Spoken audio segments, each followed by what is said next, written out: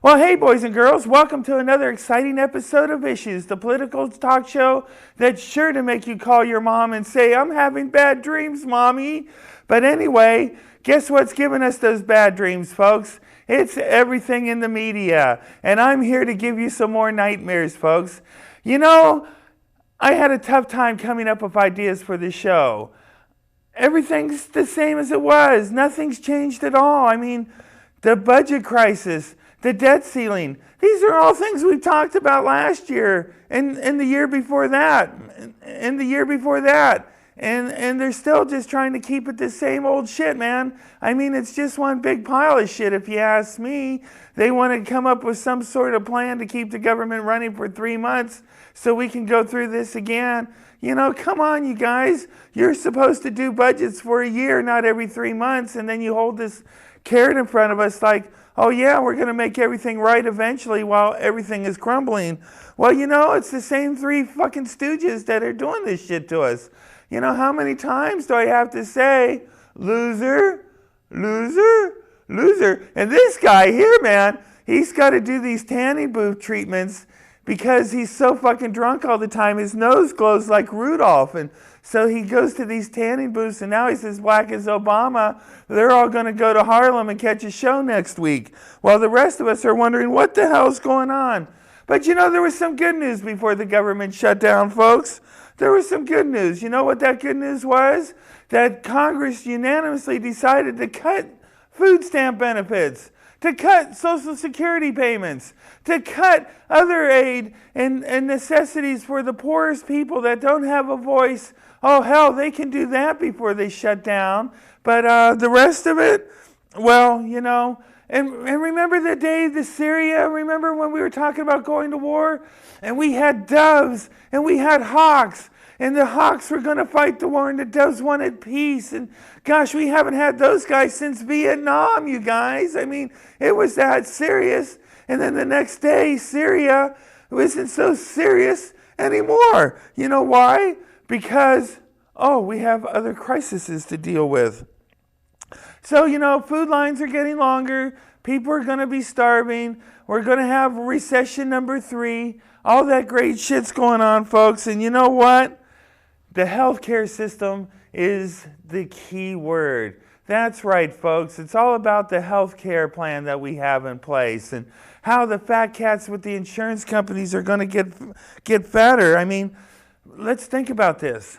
This whole idea was a Republican plan called the Affordable Care Act, where we were going to get everybody to sign up for insurance so the insurance companies would make lots of money. But then, wait a minute, the insurance companies are making too much money right now. And you know, we can't get rid of those profits right now. We need those profits. So if we can extend this for a while. And you know what, folks? Our government's been working on this for a long time. They started this when they started the electronic filing for medical records. That way the insurance companies, just like at the DMV, can type in your name and see what the hell's wrong with you and how much they should charge you for insurance. Well, you know, here we are. And everybody wants to know, why are we stopping the government over this? I mean, nobody really knows for sure. You know, prices are skyrocketing and premiums are going through the roof. Why would anybody want to stop this? And so to get a professional opinion and what's going on with our government, we have Senator Beauregard Bullshoots from Tennessee here to talk to us. Well, Mr. Bullshoots, thank you so much for taking time out of the closed government to be on our show tonight. Thanks for giving me a chance to talk to your viewers, Billy. Well, now people are talking that you were part of that original committee with Mitt Romney, and you guys sat down and worked out this affordable health care plan, and you got all the ins and outs worked out, and it worked real good. What happened with that? I was part of the committee that initially paved the groundwork for this plan and was eventually approved by the Congress and the government. But now you're opposed to the plan. I mean, sir, I don't understand. You created it and now you're against it. What changed? Well, many things have transpired since I left that committee. Well, what was that? For one, they changed the name of the plan from the Affordable Health Care Plan to the Obamacare. Really? You're going to shut down just because they changed the name from Affordable Health Care to Obamacare? Oh my God, really? Really, that's it? No, it's much more important than that. The American people like the plan they have now. They don't want change. But the prices, they're higher than they've ever been. Cost, they're out of control. How are you going to manage that? The American people don't want to be bothered by such nonsense. We will have media control review your programs if you continue this path, Mr. Chili. Sir, I'm really confused. I don't understand. I mean, why are you doing this to us? Our government's important to those people. I mean, well, was once important, wasn't it? Bilderberg demands, the American people, I've got to go now, thank you. Well, thank you, Mr. Bullshits, for coming out and taking time to be on our show. That's really nice, And folks, it looks like there's just no end in sight in this mayhem. I mean, and the part that really bothers me the most is, what's the world thinking about all this? I mean, they're saying America can't be governed.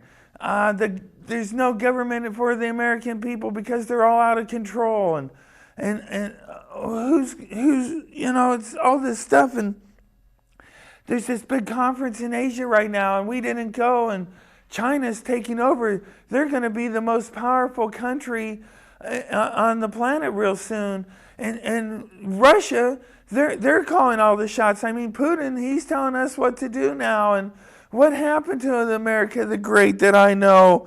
I mean, oh, that's right, it's closed. I keep forgetting that we're closed. Well, folks, what do you mean? You're going to shut me down? But the politics are important. People want to... Don't you want to hear about the politics, folks? That's why I do this. What? But no, I don't want to do entertainment news. I do my music show. That's my... What? Oh, folks, I don't know what to do. Community TV's changing, folks. They're changing. Things are changing. The times are changing. And the county doesn't want my show on TV anymore. They're telling me right now that they're going to pull the plug unless if I go to entertainment news. Well, crap. All right, well, Paris Hilton. How about Paris Hilton, huh?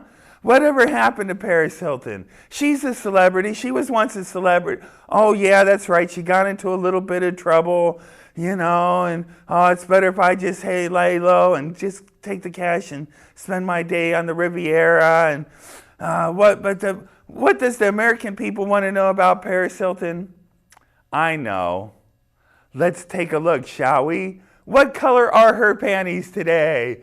That's right, there they are, folks. Paris Hilton's panty color. What color are those there in control room? Yes, that's what the American people want to say. Well, who else is a celebrity? I don't watch TV at my house. Miley Cyrus, yeah.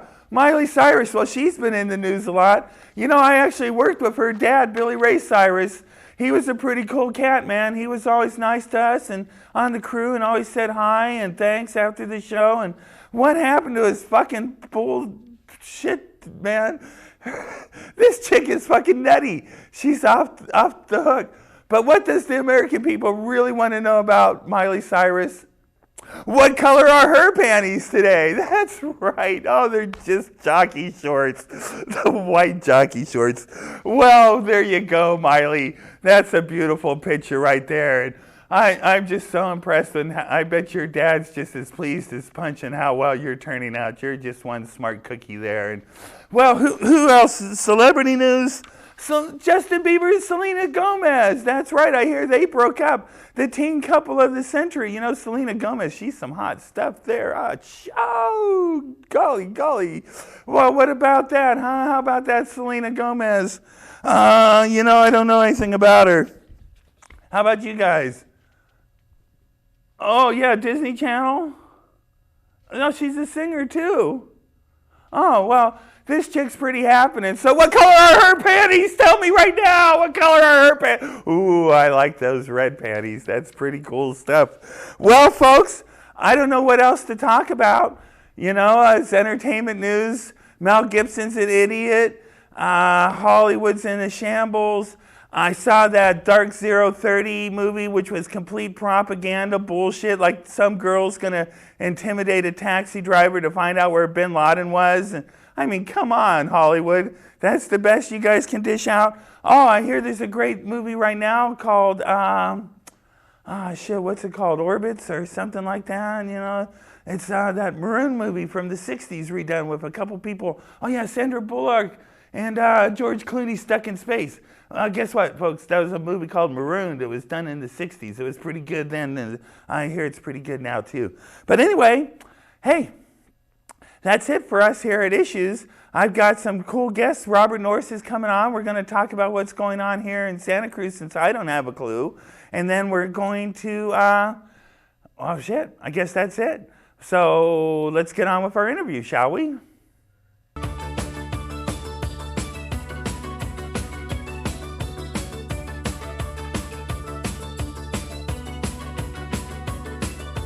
All right, boys and girls, here we are with my favorite part of the show, the interview segment, and tonight is no exception.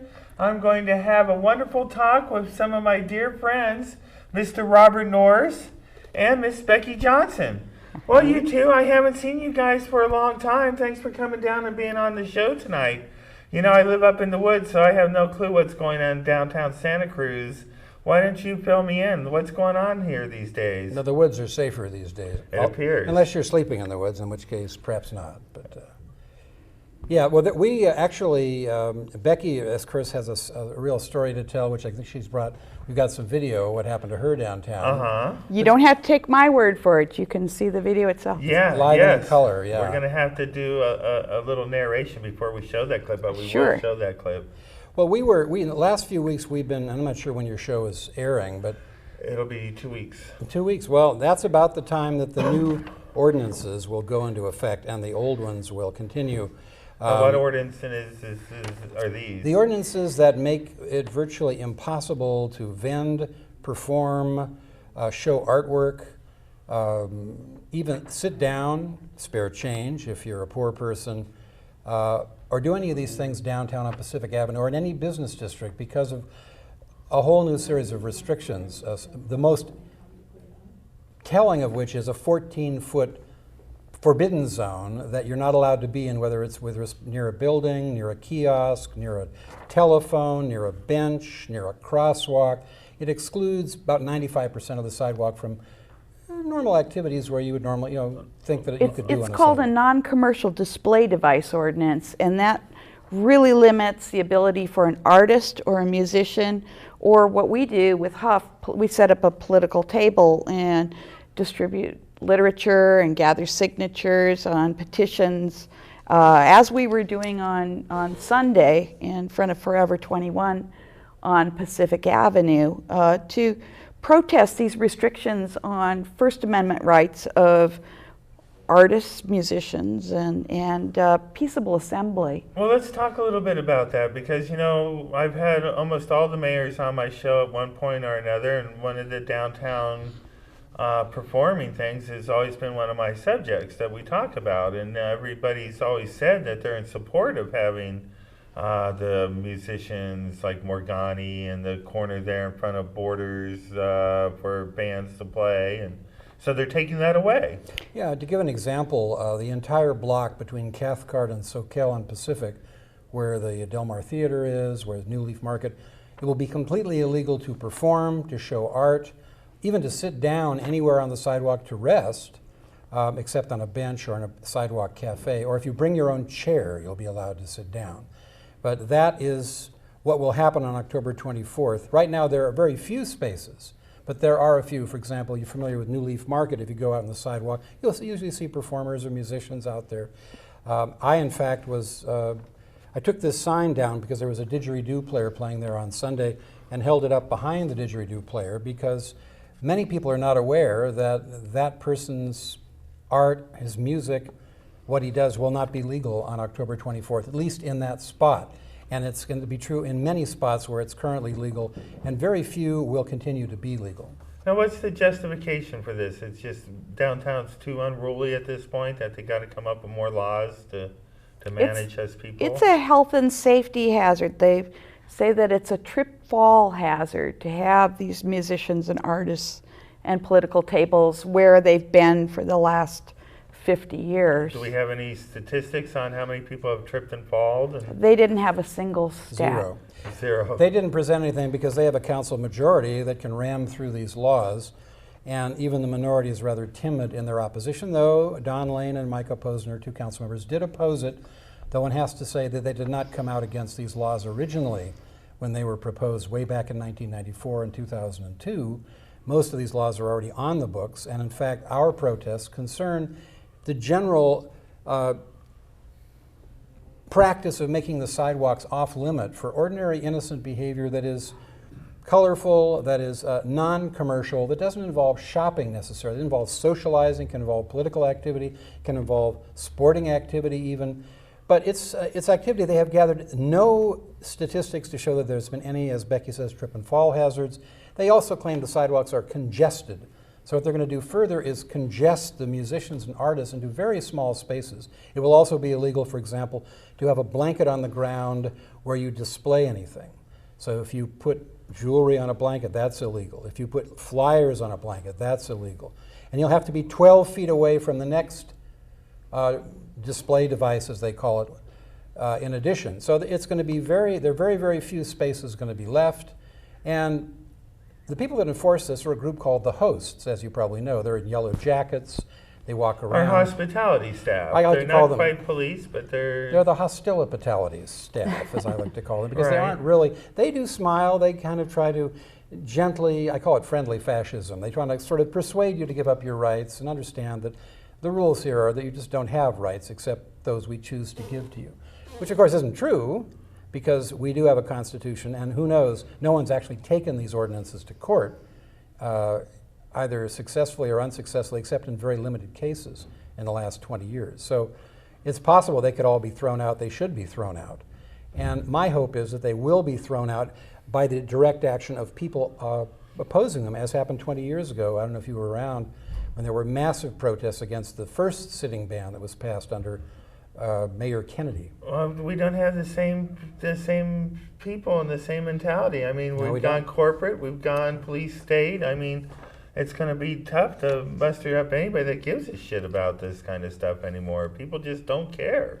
We're supposed to have rights to freedom of speech, the right to peaceably assemble, the right to dissent, and to seek redress of government grievances. All of these activities are going to be greatly limited by this new law. They're already have been considerably restricted. And what happened was that this city of Santa Cruz has been violating the rights of artists and musicians for years, especially on Pacific Avenue. And it went up to the Supreme Court, and they ruled that they have the right to display their art and their music, and they don't need a permit to do so. So the city council went, oh, how can we continue to violate the rights of the artists and musicians? Well, let's greatly shrink this non-commercial display art device ordinance, and then there's just they can't be there. That's incredible. You know, there's places like Santa Fe, New Mexico, and up in Vancouver where the big draw to these places is that the artists can put a blanket down and they can show their art and their jewelry and things like that. And that's what used to make Santa Cruz so popular. And one of the greatest things about downtown was having this huge diverse array of people and things, kind of like Fisherman's Wharf, you know. Yeah, the tourists do come to see all the hippies. They don't come for the sterility. You know, and one of the most egregious things that you don't see, we haven't really talked about yet, is an amount of space that any individual person, whether they have a political table, whether they are juggling or playing a guitar, whether they have some artwork that they're displaying, will be limited to a 12 square foot area, which means it's 3.5 feet by 3.5 feet. Now this It's is about the size of a little bit smaller than this little platform. yeah, this here. is 2 Trouble by 2. for a It's about like that, and it really does not allow you, unless you're a contortionist, to have one person. Is difficult to have a guitar. And not only will you only just have that space for your performance, any other items you have with you, such as your backpack or possibly a cup for donations, this will all have to be included in this 3.5 by 3.5 square foot area. Musicians man. will be able to play the harmonica, but not the bass fiddle. Well, it's an attempt to improve the quality of music downtown by eliminating these big instruments, which, who knows, children may trip over as they walk through town. You see No flugelhorning that? And the didgeridoos, of course, would be out. Yes, that's way too big. It wouldn't fit in that space. or trios. Well, you guys, so you're doing these protests, and I guess some stuff something happened. One of the hospitality people came and tried to get you to move. Why don't you tell us a little bit about this clip before we watch it? Well, I had been hopscotching on Pacific Avenue, another banned activity apparently, and the host came up and told me that the hopscotch board on the sidewalk was graffiti, and she said I could be cited for that. Then she walked off about 30 feet and she got on her phone, and it looked like she was calling for backup. So I pulled out my audio recording device and I went up to her and I asked if there had been a complaint. And she became very upset that I was recording her, even though I did it very openly and wasn't a secret recording. She didn't tell me that there had been a complaint. She didn't actually answer my question, but just gave me one of their copies of the downtown ordinances, and then she walked off. A little while later, a man with a baby was sitting on the sidewalk, and I went and sat down next to him. And then another man sat down next to me on the other side. And then she came walking right up to me and she said, when you stuck that microphone in my face, you fucked with the wrong person. You fucked with the wrong person. And it was shocking, really. Just sitting there. I never approached her at any point. And then she walked. Apparently this is what was caught on tape. And so you can see that what happened All right, there. let's take a look at that, shall we? Let's roll that clip, Craig. You Then got they in my shut me face down, and trying to too. record me. Listen to Keep the recording. words. Record all this. Inspirement by Lifement. Make sure you got this down. Encouragement by a woman that is respected as a queen. Not sexual object that they will try to take away. And I didn't catch Go all ahead that. and tell me what they are today. Is that what you said? You said I didn't get your name. with the wrong What's your person. name? Excuse me? What was What is your name? You think I have something against you? You approached me, ma'am. I didn't approach you. You approached Get out of my face right here! I hate it with you fucking people! Get out of my face now! So, Well, that was pretty interesting. So that hospitality lady just went off on you, huh? Absolutely. Not really much provocation there. She just Well- decided to get. The interesting thing is that she got most upset about me audio recording her, which is an entirely legal activity. And apparently she thought that was illegal and I had committed a crime by doing that. But when she was talking to a police officer later, he explained that it's legal. and ironically, she has understandably concern. Who wants to have a tape recorder thrust in your face when you don't want it there because you're doing something that's embarrassing? You're telling someone who's engaging in perfectly innocent behavior that you shouldn't even be bothering them about, that they're committing a crime, which is ridiculous. And to blow that up into video is something that naturally you wouldn't want people to see and you get upset about. So her upsetness is understandable. The real the victims here are really everyone involved because they are put into this set of laws that is designed for the merchants who want to essentially commercialize Pacific Avenue or this new public hysteria, they call it public safety drive, where they claim people downtown, it's a safety menace to have a lot of poor people or colorful people downtown.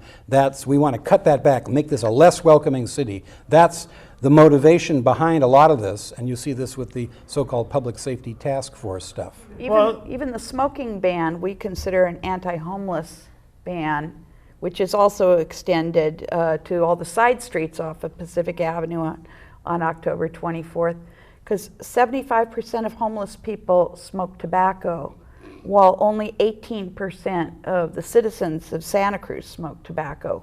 So when they pass this law, it affects homeless people differentially than housed people. And housed people can go home and smoke inside their house. Homeless people don't have the option. That is not lost on the city council with this kind of a ban.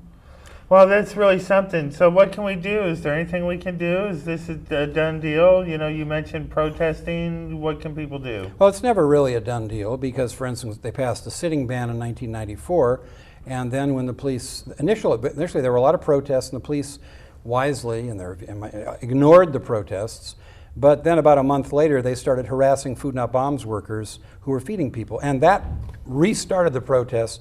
Hundreds of people came downtown and sat down. 39 got arrested, and all the charges were eventually dropped, and the law was declared unconstitutional in the courts. For the first time in Santa Cruz that I know of, a local ordinance was ruled unconstitutional in this civil rights manner. And this was done really not because of the ordinance itself. It was very similar to the current ordinance, although it was broader, but it was so much public protest. That's what really motivated it. Now, you pointed out this is a different time, a different city, a different, it's a much more conservative time, and that's really a consideration. But well, consider what one person did, Tom Noddy, when they made when juggling was illegal on Pacific Avenue, and he took 3 lemons down right in front of the Hospitality Host Center and juggled them until he got arrested. And what happened? Mike Rotkin passed an emergency resolution at City Council legalizing juggling. So sometimes openly violating these laws and inviting a ticket can have that effect. But actually the reason he succeeded there was because he had the connections with performers all around the state and around the West Coast. He was going to invite the Flying Karamazov brothers, and did, to come to town. And Rotkin knew that was happening, and therefore that's why it was an emergency. He did not want to see that. Still, it was one person's effort that got that law changed. Yeah, but boy, I've been dealing with the legal system, and it's so corrupt. You've got to be a very special one person to be able to beat it's not that the wasn't the legal system. It's not the legal system. That was the legislative system. It is the system of the possible threat of direct action by the community that really is having the impact, and that's what happened. I mean, Let's stop right there. Say that one more time, right into that camera, right into 3. It is the direct action of the community, not appeals to the legal system or appeals to the city council, that will change this. It is the willingness of people to essentially make these laws unenforceable. And that can be done in numerous ways. One of the best ways is to carry your video camera with you and start videoing people who are getting harassed by the police, by the hosts, by these security guards, who are numerous these days on Pacific Avenue, and get the stories of the people who are getting harassed. Because they do it because people are letting them do it. That is why they do it. I'm not saying you jump up and interfere with an arrest or interfere with an interaction. You document it, you excoriate it, you mock it, and you show it for what it is, just like what's being shown here. And it's, as I said before, I'm not entirely unsympathetic to this host because she's put in a difficult position, but she is nonetheless the enforcement arm of this whole thing.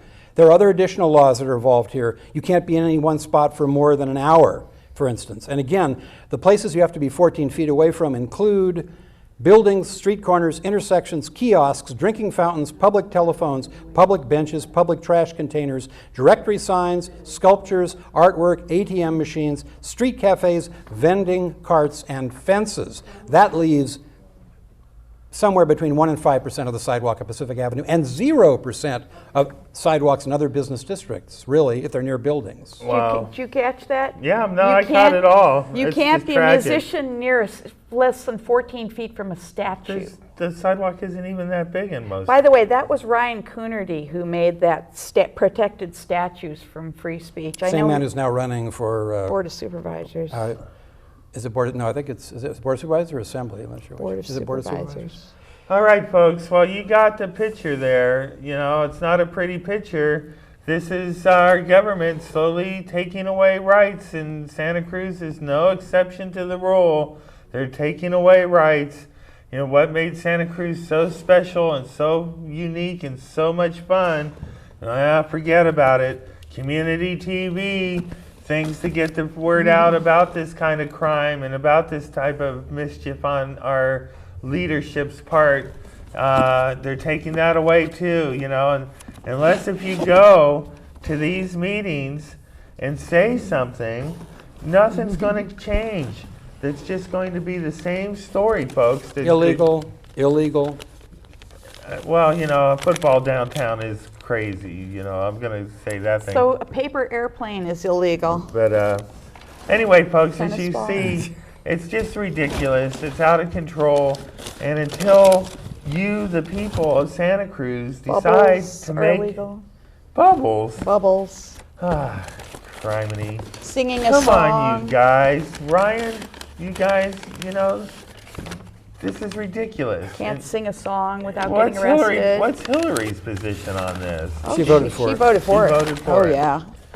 All right, well, Again, we're with going to that- have to try to get her on the show next month and have her rebut this and see what's going on. Anyway, that's really interesting. Thank you guys so much Thank for you coming for down having and, this show. and sharing that with us tonight. And folks, come on. You know, we're a hip community. You guys come up to me all the time and say you really enjoy the show. Well, I go right back to you and it's like, thank you. Do something to keep us alive. Do something to keep Santa Cruz alive. It's your last chance, folks. It's gone if you don't say something and do something today. All right, folks. Well, that brings us to the close of another exciting episode of Issues. And if you don't see me on the station because everything's all messed up, our programming's a shambles, people are telling me that they're not seeing my shows, they're seeing the same shows for 8 weeks, they're seeing us live when we're supposed to be taped, they're not seeing us at all. Well, you know, folks, if you're seeing me, congratulations, but I'm not going to be here for long if we leave it up to the county. You know, they kept CTV so they can change it to county TV, and that's the only reason they kept CTV. And I hope we're going to make it through, but it doesn't look like it. They're planning to shut us down beginning in December, and who knows if they'll ever reopen the doors to us. So enjoy it while we can. We got a couple more months left before that happens, and we'll make the best of it here. And we do love you. Call the Board of Supervisors. Please tell them we don't want county TV. We want community TV. God bless you. Good night. All right, you guys. Thank you so much. All right, back to the show.